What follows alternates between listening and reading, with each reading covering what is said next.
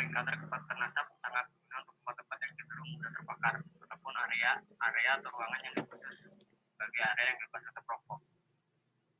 Di sini yang dapat saya jelaskan adalah terkait dengan judul saya. Jadi asap itu saya ingin proposal saya ini memonitoring asap. Jadi bukan cuma sekedar asap rokok. Jadi bukan sekedar asap rokok karena ini bersifat hunian pasti kan ada yang merokok, ada yang memasak, belum lagi ada juga yang melakukan vape. Jadi fokus utama saja di sini asap itu ada 3 macam. Mungkin untuk nextnya atau untuk permasalahannya ke depannya mungkin bisa ditambah dengan variabel yang lainnya. Ya, di sini rumusan masalahnya. Rumusan masalah saya yang utama adalah merancang alat pendeteksi asap rokok berbasis Arduino microcontroller. Lanjut ada tujuan dan manfaat. Tujuan dan manfaat yang saya cantumkan di sini adalah pertama tujuan. Jadi tujuan ini tuh bagaimana merancang sistem deteksi asap rokok itu secara otomatis berbasis Arduino sehingga peringatan larangan merokok dapat dipatuhi dengan baik dan dapat mewujudkan ruangan bebas asap rokok.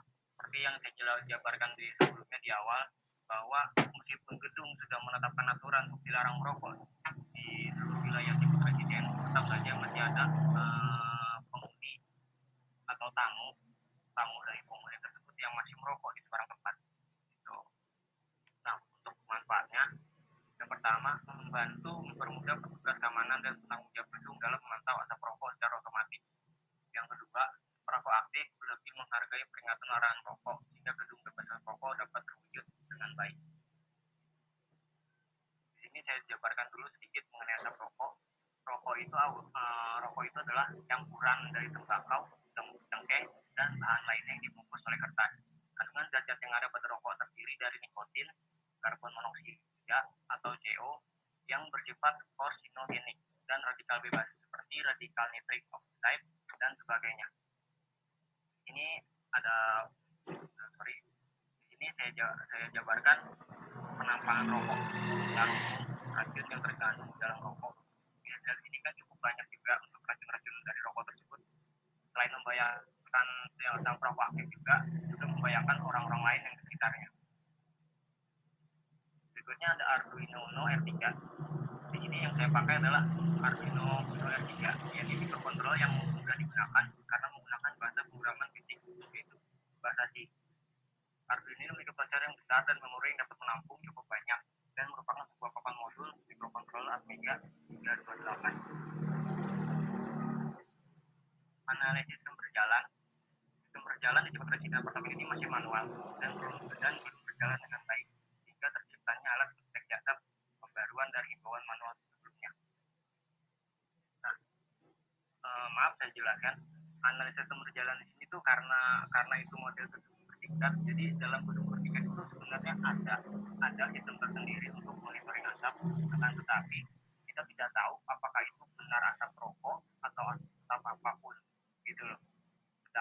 Jadi seringkali keterbatasan kita sebagai petugas maupun ya intinya petugas ataupun penghuni yang lain untuk menegur melakukan persuasif kepada penghuni yang lain ataupun kepada orang lain terhadap larangan merokok itu jadi bilang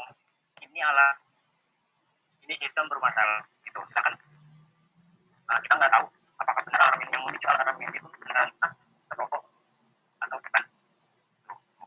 Jadi makanya di sini saya bilang di sini himbauannya itu masih manual, jadi masih simpang siur antara penyampaian dari petugas kepada orang yang melakukan tindakan merokok di barang tempat tersebut. Nah di sini diagram blok ini yang saya cantumkan, yang saya ajukan untuk di kasus saya ini. Pertama itu ada perancangan sistem mekanik. Jadi dari perancangan sistem mekanik ini saya jabarkan kembali dua, yaitu pertama menjadi bentuk dan desainnya fisik secara sistem. Jadi bentuk dan desainnya itu sistemnya itu akan saya rancang kembali bagaimana sedemikian rupa supaya dapat mencakup semua wilayah di dalam area sikut residen tersebut. Yang kedua, perancangan sistem elektrik. Perancangan sistem elektrik ini sebenarnya dari ajuan saya ini, perancangan sistem elektrik ini saya menggabungkan sistem yang udah ada manual yang dipakai di sana dengan rancang stereotik yang saya ajukan sendiri. Nah, dari rancangan stereotik ini bagi dua itu ada rangkaian elektrik dan juga sensor motor penggerak. Di rangkaian elektrik ini menggunakan rangkaian yang ada di sana. Nah, saya tinggal menambahkan sensor dan motor penggeraknya saja. Metode pengumpulan data itu sendiri, yang pertama saya metode perpustakaan. Ya ini tahap dilakukan dengan mengumpulkan dan membaca jurnal yang telah dilakukan oleh peneliti sebelumnya dan dari berbagai sumber referensi yang berkaitan dengan penelitian. Yang kedua ada metode wawancara. Metode wawancara ini teknik pengumpulan data dengan cara berkomunikasi secara langsung dengan bagian tim engineering apartemen presiden tersebut untuk mendapatkan data dan keterangan yang diperlukan. Teknik pengumpulan data ini memang saya tanya langsung kepada bagian tim engineering saya selaku atasan saya di kantor. Nah, untuk daftar pustaka ini jurnal yang saya sebagai referensi saya sebelumnya. Yang pertama itu atas nama Yukomo, Viti, dan Saputra JS dengan judul simulasi sistem deteksi polusi ruangan menggunakan sensor asap dengan pemberitahuan melalui service atau SMS alert berbasis Arduino, yakni di dalam jurnal ilmiah teknologi dan informasi Asia 10 1 56 tahun 2016.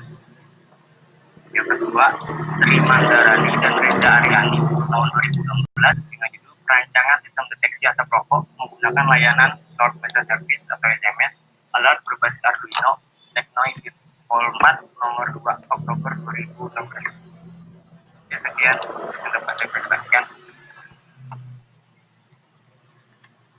Oke, baik, terima kasih. Oke, silakan didengarkan dan dicatat baik-baik ya masukan dari para tim penguji. Oke, untuk penguji pertama saya silakan Pak Teguh memberikan masukan dan arahan. Waktu dan tempat silakan Pak Teguh. Baik, terima kasih Pak Sapejam. Nanti suara saya jelas? Jelas Pak? Oke.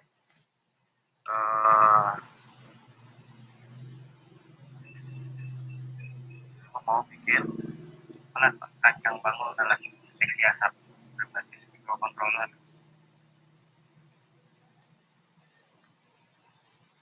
Deteksi asap, ya Pak. Berarti kan semua asap ya, secara umum. Karena kan ini apartemen gitu ya.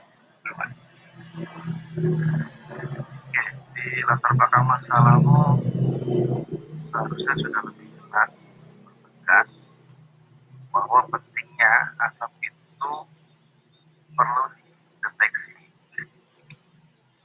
Jadi makanya tidak ada dasar yang kuat bahwa kenapa objek asap ini harus kamu buat sedemikian rupa dengan alat.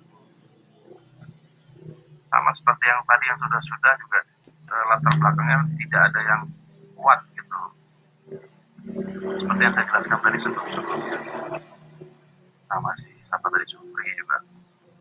Gitu ya. Nanti seharusnya dirimu sudah bisa menekankan bahwa ini loh dampak kalau asap itu nanti berguna begini segala macam. Ya. Ya, jadi intimu adalah punya dasar yang kuat bahwa objek dari asap ini perlu dibahas. Intinya itu. Jadi ada alasannya kenapa. Sehingga dirimu nanti mau bikin alat. Itu yang seharusnya ada di masalah. Karena kan kita bicara masalah. Jadi jangan seolah-olah dirimu menuangkan ide yang tanpa dasar karena apa. Paham ya maksudnya? Apa? Jadi kayak seolah-olah dirimu cuma jual produk. Nah itu sudah bukan penelitian. Ini adalah penelitian. Jadi ilmiahnya suatu penelitian itu terjadi karena ada bentuk fenomena sebuah masalah yang ada dan terjadi di suatu objek tersebut. Yang akhirnya kita mau coba riset di dalamnya dan kita harus seperti apa yang harus kita buat solusi. Oke, clear ya? Sandi Pak, mengatakan clear. Terus tadi juga intinya gini, nanti kalau buat slide itu poin ya, jangan power paragraf. Ya Pak. Yang tadi juga saya lupa informasikan ke teman-teman yang lain. Intinya poin jangan power paragraf. Nggak ada power paragraf. Ada power word, ada jadi. Oke, itu di latar belakang di bab 1. Terus nanti cek juga ya di rumusan masalah. Makanya kalau tadi latar belakang masalah sudah kita dapatkan di bab 1, tujuannya juga sudah pasti kelihatan apa harapanmu yang kamu mau hasilkan. Jadi tujuan itu adalah bicara kita mau ngapain sih setelah ada alat ini, gitu ya. Dan ini kalau saya lihat cuman asap rokok, nggak konsisten. Di judulmu adalah asap, ya. Berarti dirimu ya bicara nggak cuma asap rokok karena apartemen. Makanya tadi kalau di bab 1 misalkan gitu, dampak dari asap rokok ya sudah jelas. Itu ada banyak data yang menyatakan yang namanya asap rokok itu bisa menimbulkan penyakit dan seterusnya. Lalu kayak misalkan di perumahan sama apartemen ini misalkan asap dari masakan, ini dampaknya seperti apa. Terus kalau misalkan asap yang memang dihasilkan oleh api, jadi semua yang berupa bentuknya asap, ya. Jadi harus konsisten, objekmu adalah asap karena dirimu tadi di awal adalah global, bukan cuma rokok doang. Tapi kalau saya baca keseluruhannya ini lebih ke objeknya asap rokok. Jadi konsisten, jangan di awal secara global tapi di dalamnya cuma rokok doang, karena bisa membedakan sensor itu. Sensormu apa yang mau pakai nanti? 315 Pak. Spesifikasinya sama hampir pada umumnya Pak. Jadi yang 315 itu bukan cuma mendeteksi asap, jadi bisa juga dengan gas Pak. Jadi keluhan di apartemen itu kan karena masa pandemi ini, jadi kadang kan apartemen kosong Pak. Jadi penghuni itu nggak tahu kondisi gas habis, gitu Pak. Jadi beberapa hari terakhir itu gas habis kan Pak di unit karena nggak dipakai kosong. Nah itu biasanya kalau gas habis kan biasanya keluar bau tuh Pak. Nah itu sensornya itu selain untuk asap, jadi planning saya bisa mendeteksi gas juga. Gitu. Jadi gini loh, saya pernah dengar, walaupun saya belum pernah mencoba. Kalau nggak salah dia kan cuma hanya bentuknya saja, kalau nggak salah sih M35. Nah dirimu kan tadi objeknya adalah asap yang berbeda-beda. Karena gini loh, tingkat dari ketebalan asap itu bisa berbeda-beda. Nah kalau setahu saya yang di sensor itu memang dipukul rata semua asap itu. Jadi maksudnya gini, dirimu bisa punya dasar yang kuat nanti jika ditanya sensormu ini seberapa akurat bisa membedakan asap. Nah itu yang harus kamu pahami tuh. Gimana kira-kira kalau begitu? Akuratan dari sensor tersebut ya Pak ya? Iya. Jadi setahu saya dia cuma hanya dia mengenal bentuk aja gitu, yang dideteksi. Makanya dirimu harus benar-benar pemahaman bisa membedakan gimana caranya tadi sensor si bau masakan atau asap dari masakan, asap rokok, asap yang memang didasari yang akan terjadi di kebakaran.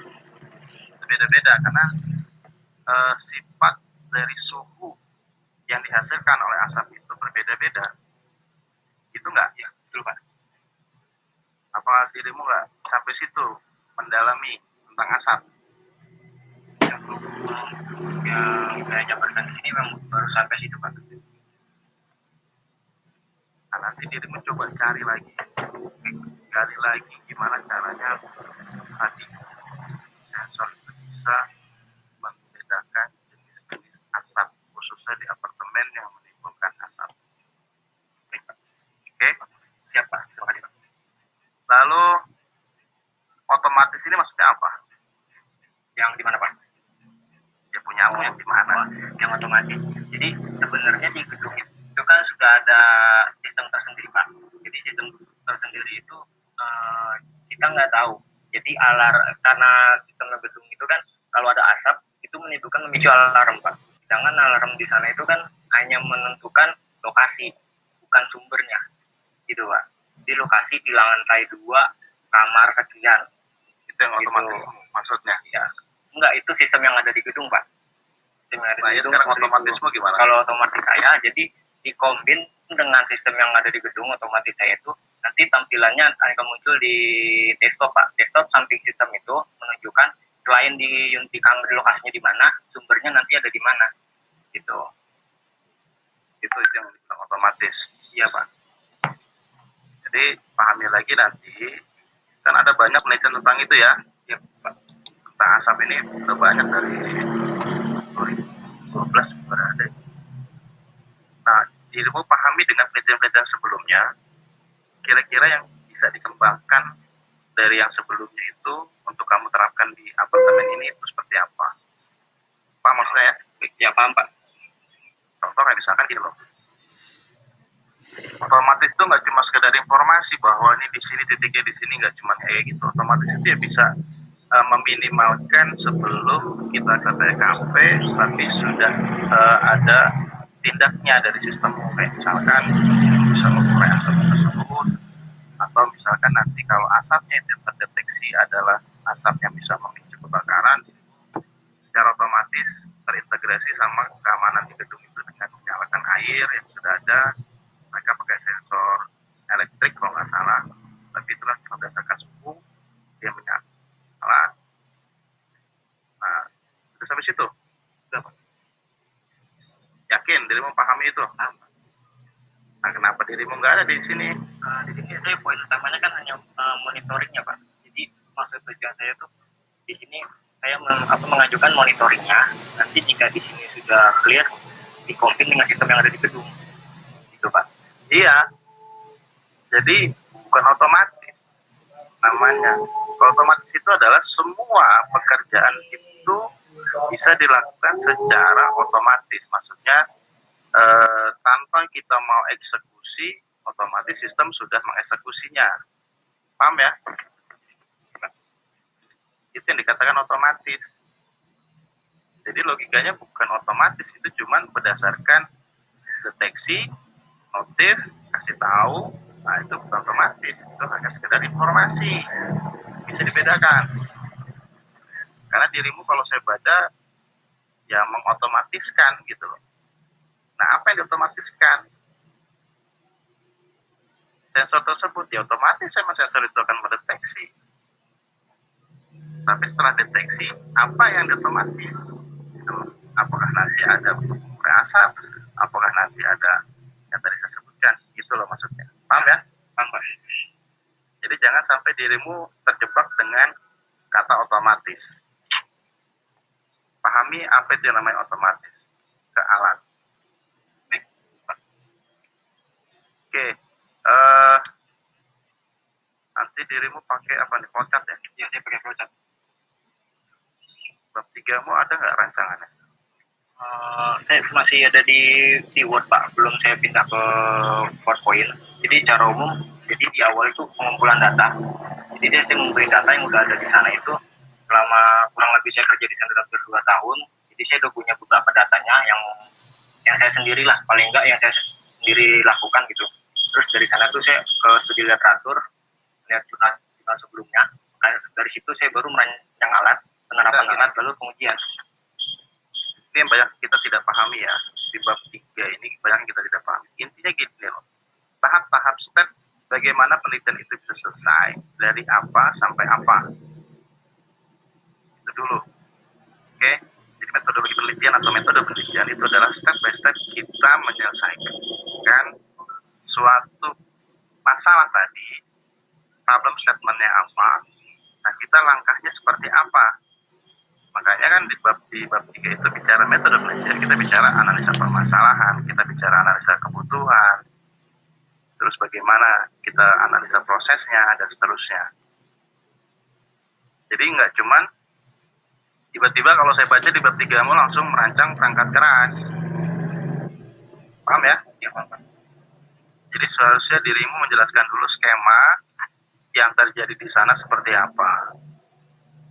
Nah, lalu nanti dirimu mencocokkan kebutuhanmu kayak gimana untuk menyelesaikan alat ini dan menyelesaikan permasalahan di penelitian ini. Ini untuk juga semua ya yang ada di sidang ini. Teman-teman ini harus memahami step by stepnya metodologi penelitian. Kalau tadi kan si siapa? Kayak si Supri, teori-teori bahwa analisa itu begini bukan sekedar teori, tapi sudah menerapkan langkah step by step tentang penelitian kita itu seperti apa. Oke, si Sandi, maaf. Makanya di bab 3 seharusnya ada perancangan dari mekanismenya gitu loh. Mekanisme sensor ini bisa mendeteksi ini gimana, segala macam. Lalu apa eksekusinya dan seterusnya. Gitu ya. Ya pas nanti dirimu desainnya mau pakai flowchart juga apa-apa, mau pakai UML juga apa-apa. Ya, baik Pak. Nanti di desktopnya pakai apa? Aplikasinya? Paling masih pakai aplikasi lama Pak. Jadi belum planning yang lebih baik atau yang terbaru. Lama itu apa? Pakai webnya ya Pak. Jangan nebak-nebak. Makanya benar-benar dirimu siapkan. Ya? Iya Pak. Jangan cuma fokus di alatnya doang. Makanya tadi kalau ini bahaya lagi dirimu. Seharusnya dirimu sudah sampai ke akhir. Misalkan di gedung itu kan ada ruang maintenance. Nah, di situ ada suatu istilahnya peringatan mendeteksi asap itu apakah alarm, apakah cuma hanya di desktop ada notif dan seterusnya. Nah, itu harus kamu pikirkan juga. Paham ya? Paham Pak. Dan kalau misalkan ada aplikasi yang memang misalkan ada aplikasi yang bisa memonitoring kamu pakai bikinnya apa dengan apa, dan ditambahin di teori dan ditambahkan di proses penelitianmu itu nanti ada aplikasi tentang notifikasinya dan seterusnya. Sesuaikan ya? Ya Pak. Kalau saran saya sih lebih bagus dirimu ada sebuah alarm yang memang istilahnya menggantikan jika kalau misalkan nggak standby orang memonitor di aplikasi tersebut, tetapi tanpa melihat aplikasi ada notif alarm yang berbunyi dan ada tampilan LCD di sana notif gitu loh. Jadi ada dua alternatif. Paham ya Pak? Jadi maksudnya adalah mengaktifasi, nggak selamanya orang harus memantengin sistem gitu ya Pak. Oke, itu aja mungkin Sandi dari saya. Nanti tinggal selanjutnya mudah-mudahan dirimu bisa selesai. Terima kasih Pak. Oke, thank you Pak Sabri. Oke, baik, terima kasih Pak Teguh masukan-masukannya. Selanjutnya ke Pak Capit. Silakan Pak Capit, masukan dan arahnya. Waktu dan tempat. Terima kasih Ida. Terima kasih Ida. Ya, Tadi silakan. masih dengar suara saya? Dengar Pak. Oke. Tadi saya nggak banyak masukan. Ya, saya kira di sini sudah cukup bagus ya. Cuma perlu dikembangkan lagi. Artinya gini, tadi yang kamu sebutkan itu yang kamu jelaskan di awal, ternyata di sini nggak ada. Jadi tolong dimasukkan ya, kayak yang seperti di batasan masalah ya, batasan masalah. Oh, ya Pak. Kan di sini kan cuma belakang. secara global ya, Ya, Pak. jadi tidak ada pembeda. Jadi tolong difokuskan kalau memang di rokok ya rokok. Ya kalau bisa sudah hanya di rokok aja, karena sekarang saya tanya dulu, ini rencana itu setiap sensor ada di berapa titik ya? Apa setiap ruangan atau cuma di ruangan tertentu aja? Oh, baik Pak. Ini kan karena apartemen kan hunian banyak ya Pak ya. apartemen di sana itu ada 2 tower. Jadi kalau saya kasarkan itu tuh ada 900 unit Pak. Jadi planning ya 900 unit. Jadi dalam satu unit itu satu titik. Gitu. Nah dari 900 titik itu semuanya dikumpul jadi satu di ruang kontrol. Gitu. Nah, cuman atas info dari dosen satu saya, kita fokuskan satu ruangan dulu untuk sebagai pengujian. Gitu. Ya, oke lah. Jadi artinya gini, di asap ini kan ya masing-masing beda ya, masing beda. Artinya gini, jadi harus ada pembeda. Takutnya ketika tiba-tiba apa namanya ada asap yang lain, jadi sensornya cuma ngedetek asap rokok aja, jadi nggak bunyi alarm. Baik Pak. Ini kan pakai alarm ya? Iya, alarm. Informasinya berupa alarm kan? Iya, betul Pak. Hasilnya ya. Jadi harus ada pembeda.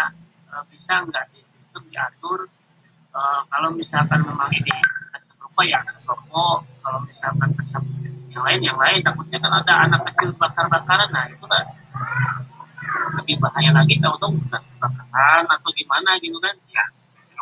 Seperti apa misalkan istilah ibaratnya lebih dekat ke water gun ya. Water gun ini kan kalau misalkan ada sesuatu yang berbahaya dia langsung menyemprotkan air. Kalau misalkan yang hotel-hotel ya Pak, kalau misalkan itu seperti itu kira-kira.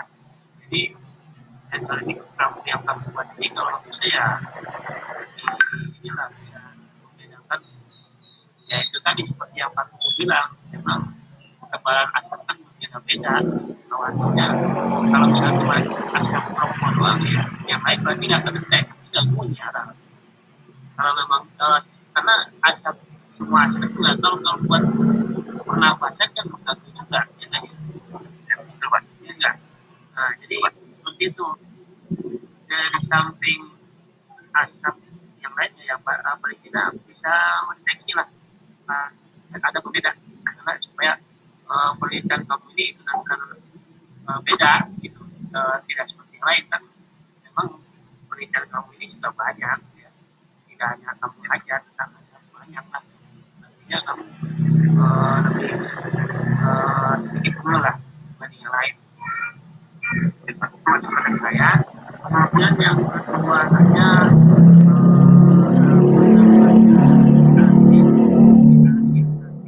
kalau memang ini masih tahap pengembangan akan bagi penjelasan ini bagi penjelasan itu lebih baik sekalian aja lah istilahnya, nggak usah bertahap gitu, biar ada unggulnya sedikit lah lain ya. Kemudian di apa di bab 3 ya tidak ada nih apa namanya analisa yang berjalan tidak kamu jelaskan, perlu ditambahkan supaya lebih terperinci lagi. Nah itu masukan dari saya. Kemudian yang terakhir masukan dari saya, kalau memang soal flowchart ya, kebanyakan kalau memang desainnya pakai flowchart, kebanyakan dari sebelum-sebelumnya desain flowchart itu banyak yang salah. Jadi tidak tahu fungsi simbol yang mana untuk masukan, yang mana untuk proses, yang mana katakanlah jalannya program, inputnya seperti itu ya. Kebanyakan banyak yang salah desainnya. Kemudian rancangan juga banyak apa ya asal jadi lah, asal jadi tolong dipahami lagi fungsi flowchartnya ya. Jadi kalau memang mau menjelaskan itu atau misalkan alurnya gitu seperti apa yang kamu jelaskan ya difungsikan sesuai fungsi simbol flowchartnya. Jadi desain juga jangan asal-asalan. Oke, dan ya bapak ya tolong desain dengan baik. Nanti kan mudah-mudahan ya nanti sidang juga kamu merasa tidak sanggup menjelaskan kalau memang ini karya kamu sendiri. Baiknya terima kasih saja, tidak lama-lama masukan dari saya. Sekian Pak Syafrizal. Terima kasih. Oke, baik. Terima kasih Pak Capit, Pak Teguh atas masukan-masukannya. Sandi, ya itu aja pesan dari Bapak. Masukan dari tim penguji tolong diperhatikan diingat dan dilaksanakan ya. Karena nanti ujian akhir juga ya nggak jauh dari itu pertanyaannya. Ya, saja sama ya. Nanti kalau memang apa, coba kita diskusi lah tentang itu. Oke, baik dari saya itu silakan ditutup deh. Oke. Terima kasih atas perhatiannya bagi Bapak Tim Penguji. Terima kasih atas masukannya. Nanti akan saya perbaiki. Sekian dari saya. Wassalamualaikum warahmatullahi wabarakatuh. Ya, oke. Waalaikumsalam warahmatullahi wabarakatuh.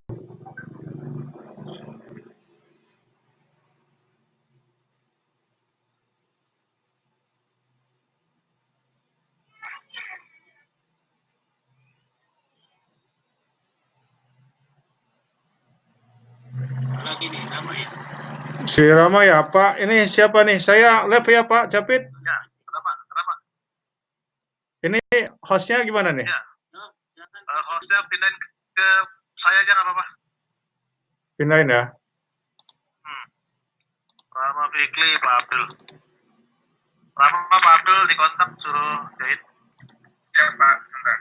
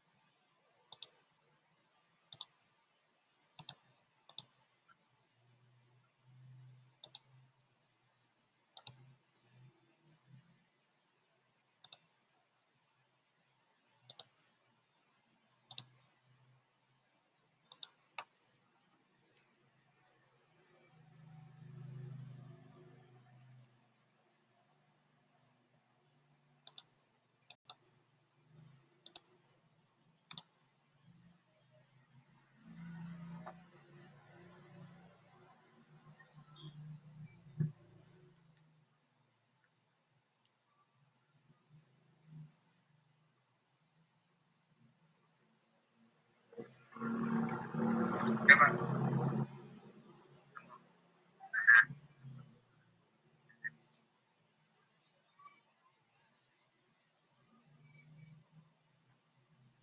Pak Abdul dipersilakan dengan hormat ya untuk Rama Fikri ya.